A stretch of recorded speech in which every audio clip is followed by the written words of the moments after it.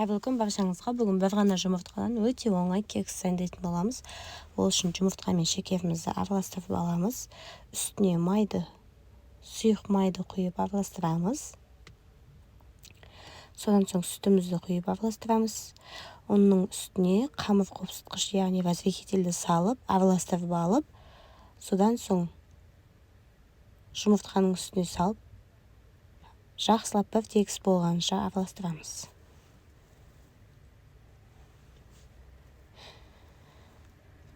Мінекей тестамыз дайын.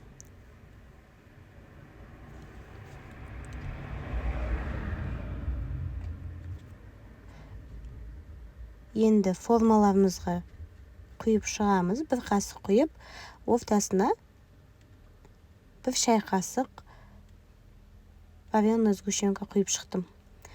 Вареный сгущенка міндетті емес. Құйып, тағы да үстіне бір қасық кекстің тестасына құйып шығамыз. Кексіміз дайын. Барлықтарыңызға ас болсын, жасап көруге кеңес беремін. Сіздермен болған аяулы.